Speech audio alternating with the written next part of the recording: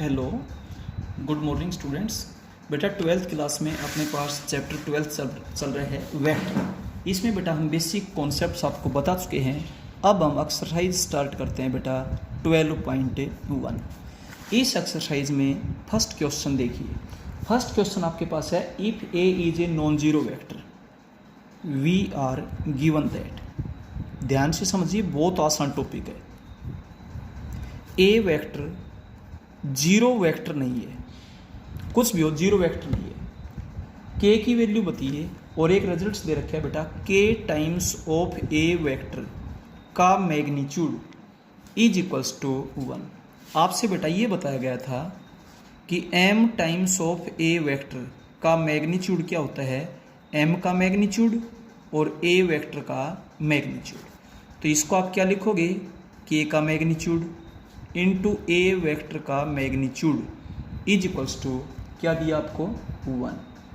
ठीक है, तो आपसे k की वैल्यू पूछी गई है, तो k का मैग्नीट्यूड 1 अपॉन ए वेक्टर का मैग्नीट्यूड हो गया। तो k का मैग्नीट्यूड इतना है तो k की वैल्यू तो पॉजिटिव भी हो सकती है, नेगेटिव भी हो सकती है। जैसे k का मैग्नीट्यूड 5 हो तो k की वैल्यू +5 भी हो सकती है, -5 भी हो सकती है। तो ±1 अपॉन ए वेक्टर का मैग्नीट्यूड, ये बेटा आपके पास रिजल्ट होगा। इसके बाद चलते हैं सेकंड क्वेश्चन के फर्स्ट पार्ट में। आपसे ट्रू और फॉल्स पूछा गया है। We have a vector is equals to b vector.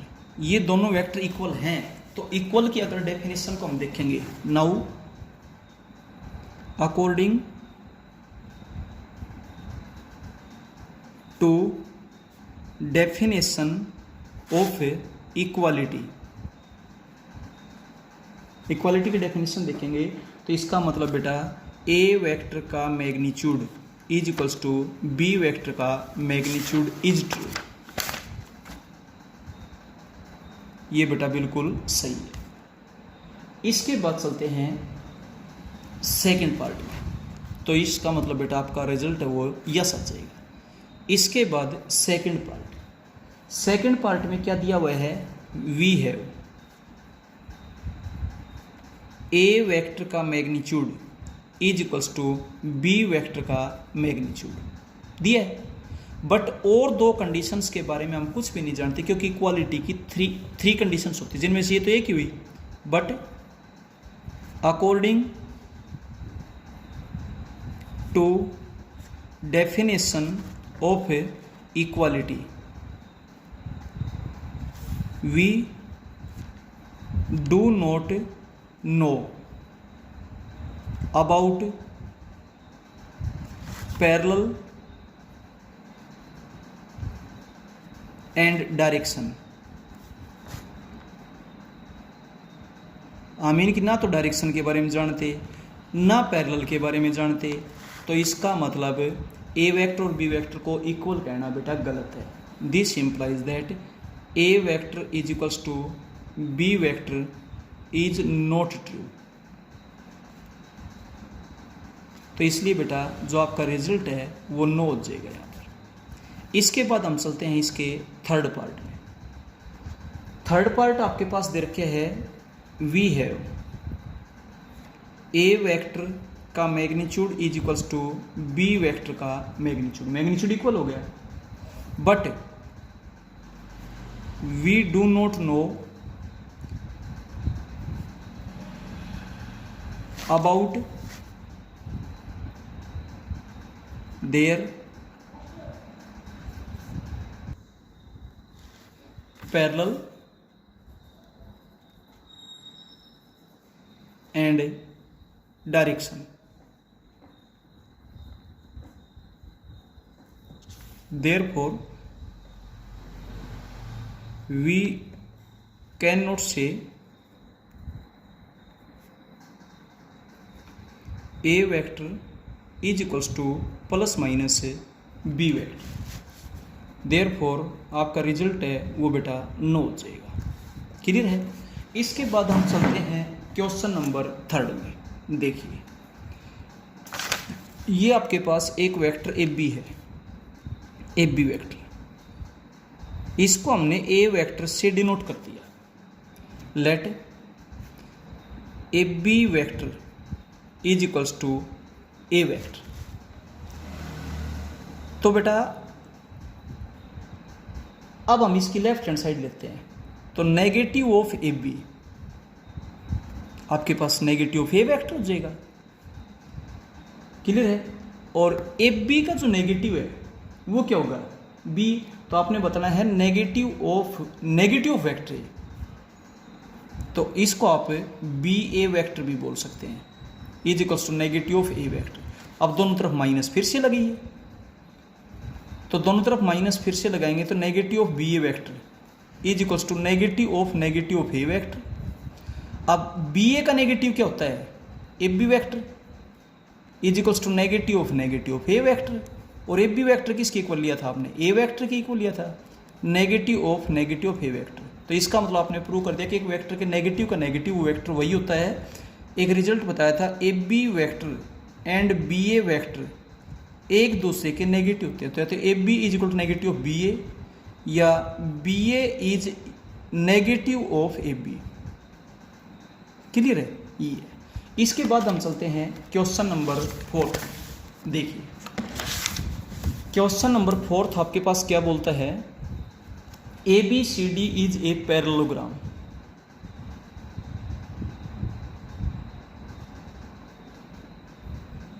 ये ए बी सी डी एक पैरेललोग्राम है जहां पर ए बी वेक्टर तो ए वेक्टर के इक्वल है और B C vector B vector के इक्वल है। We have A B C D is a parallelogram where A B vector is equals to a vector and bc vector is equals to b vector। अब आपने ac vector find out करना है। Now ac vector इसी triangle में चलते हैं हम।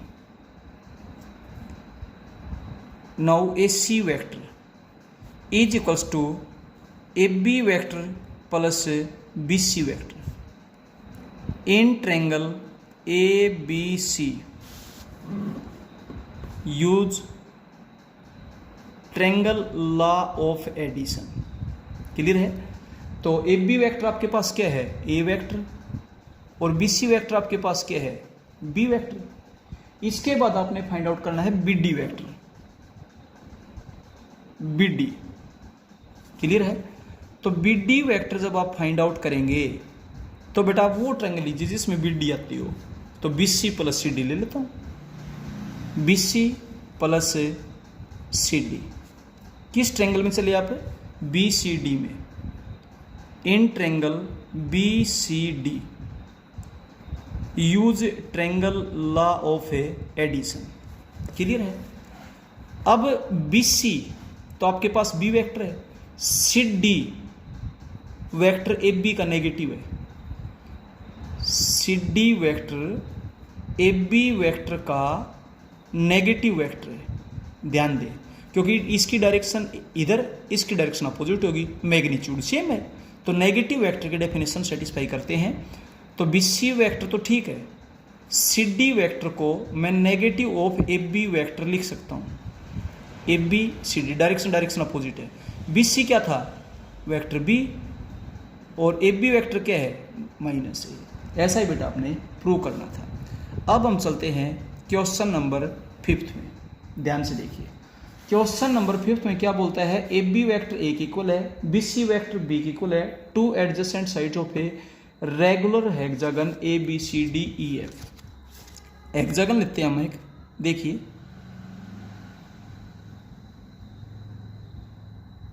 ये आपके पास एक रेगुलर हेक्सागन है।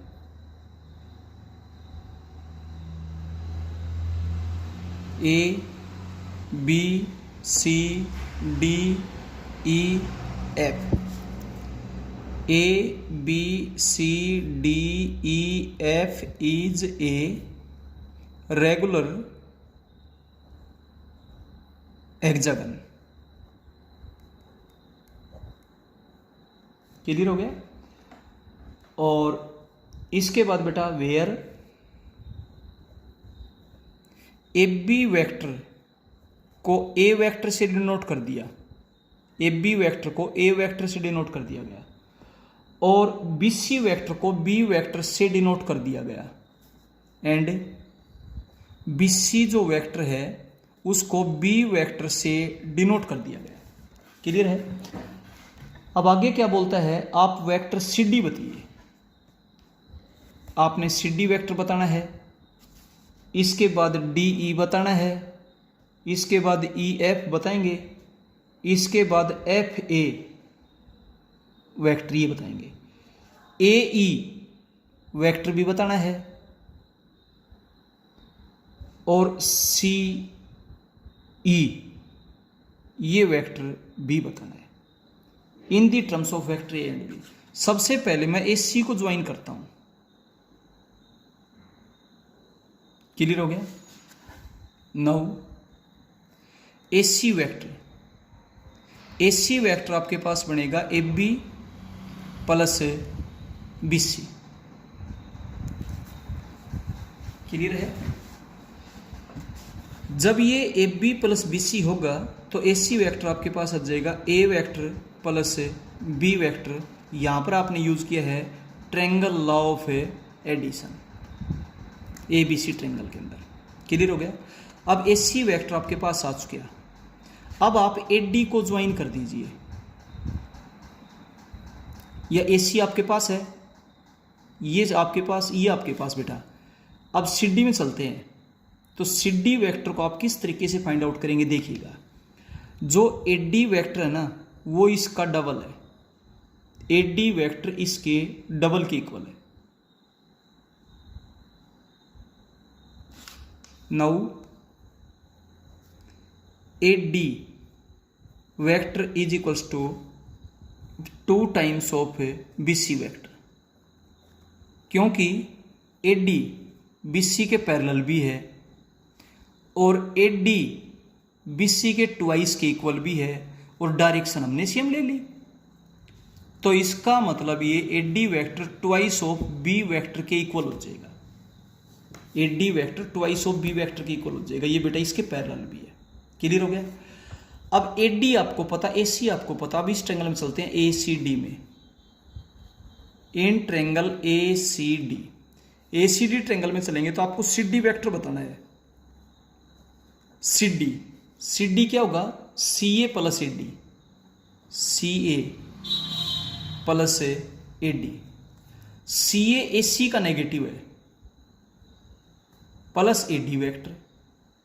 अब ए सी वेक्टर आपके पास ए प्लस बी है तो उसका नेगेटिव क्या हो जाएगा, negative of a vector negative of b vector, plus A D vector आपके पास है ट्वाइस ऑफ बी वेक्टर। और अब आप इसको सोल्व करेंगे तो आपके पास हो जाएगा negative of a vector plus b vector. ये आपके पास हो गया बेटा सी डी।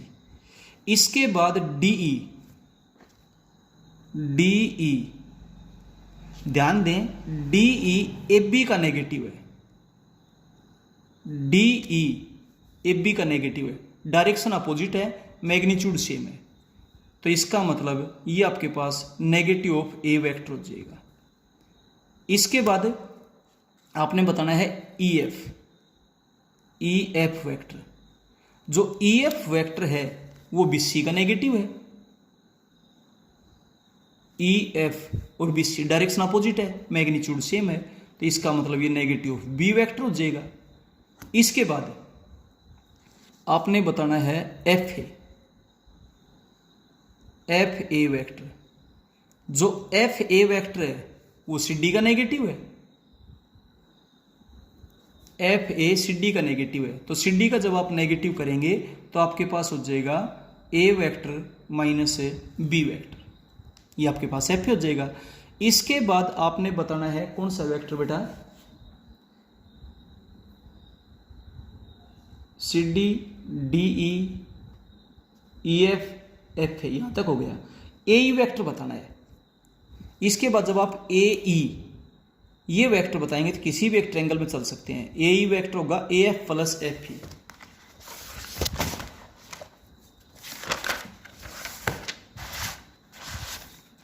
ए जो वेक्टर है, ट्रायंगल ऑफ एडिशन का जब आप यूज करेंगे डायग्राम में, तो ए आपके पास हो जाएगा ए एफ प्लस एफ ई,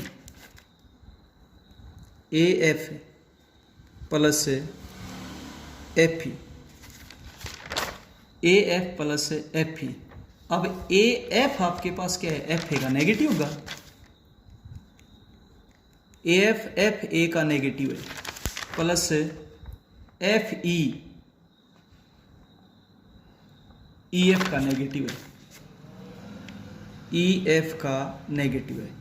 अब एफ ए आपके पास आ चुका, एफ ए आपके पास है ए माइनस बी, तो ये आपके पास है बी माइनस ए हो जाएगा। ई एफ आप फाइंड आउट कर चुके हो,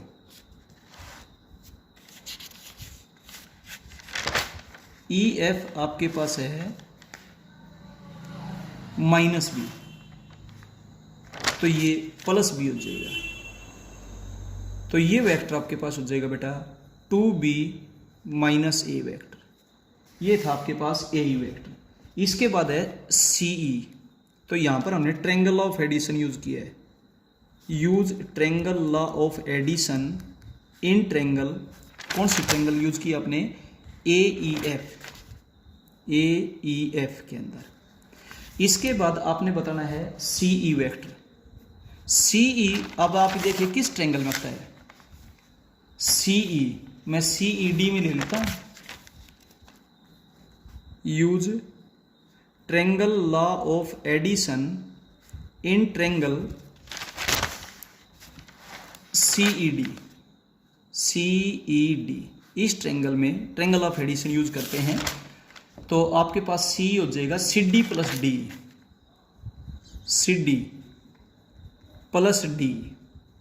सी डी वैक्टर आपके पास क्या है, फाइंड आउट कर रखे है B vector minus A vector, B vector minus A vector plus D E vector आपके पास है माइनस ए। अब आप इसको जब सोल्व करोगे तो आपके पास हो जाएगा b vector minus 2 times of a vector. ये था आपके पास है 5th क्वेश्चन। इसके बाद हम चलते हैं क्वेश्चन नंबर 6 में। 6th क्वेश्चन में A B C D E F एक रेगुलर हेक्सागन है। देखिए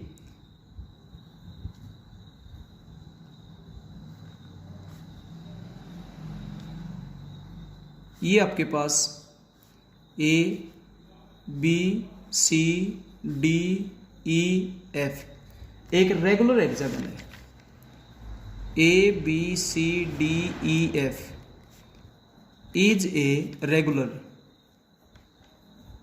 हेक्सागन। क्लियर है। अब आपने जो प्रूव करना है उसकी लेफ्ट हैंड साइड लेते हैं। लेफ्ट हैंड साइड आपके पास है A B plus A C plus A D plus A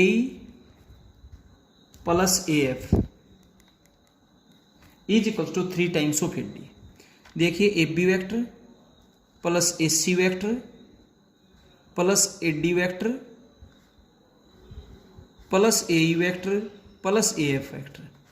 A D को तो आप ए डी रखे हैं, ए बी को मैं ई डी वैक्टर लिख सकता हूं या नहीं, ए बी की जगह ई डी वैक्टर लिखे प्लस ए सी को ए सी ही रहने दे प्लस ए डी वैक्टर को ए डी वैक्टर ही रहने दे, ए ई को भी ए ई वैक्टर ही रहने दे और प्लस ए एफ को सी डी लिख देना।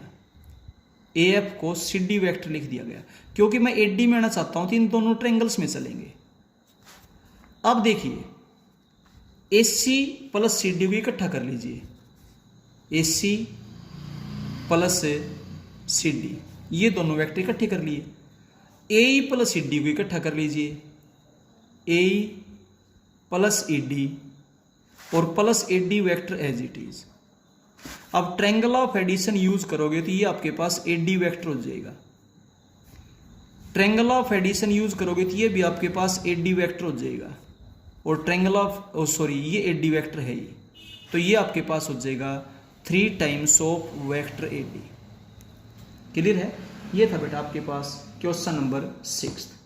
अब चलते हैं क्वेश्चन नंबर 7 में।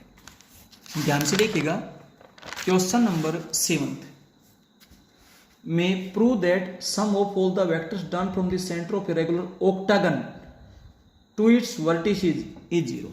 ऑक्टागन है बेटा, ध्यान से देखिएगा, ये ऑक्टागन है।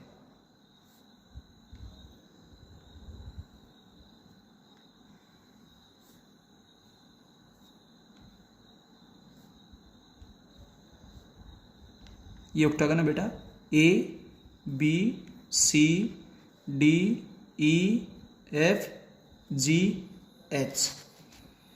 A B C D E F G H is a regular octagon. Clear हो गया। अब इसके डायगोनल्स लेते हैं, opposite, A E B F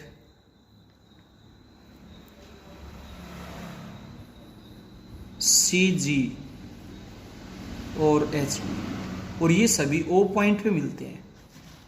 clear है, ये तो है गिवन। इसके बाद टू प्रूव क्या करना है, O A vector plus O B vector plus O C vector plus O D vector plus O E vector plus O F plus O G plus O H. O A plus O B plus O C plus O D plus O E plus O F plus O G plus O H is equals to 0 vector. ऐसा आपने prove करना है। इसके बाद proof में left hand side लेते हैं। Left hand side है O A vector plus O B vector plus O C vector plus O D vector plus O E plus O F plus O G plus O H is equals to O A vector plus O B vector plus O C vector plus O D vector. O E है ना, ओ E vector, ओ ए का negative है, negative of O A vector. O F है वो O B का negative है, O B का negative है, plus O G vector O C का नेगेटिव है, negative of O C vector, और plus O H O D का नेगेटिव है, ओ डी वैक्टर का नेगेटिव है। अब सभी वेक्टर्स आपस में कट करके बेटा 0 वेक्टर रिजल्ट आ जाएगा। यही आपके पास राइट हैंड साइड है, एन से प्रूव। इस एक्सरसाइज के बेटा 7th क्वेश्चन तक हो चुके हैं। आगे क्वेश्चंस आपको नेक्स्ट वीडियो में करवाएंगे। Okay, thank you.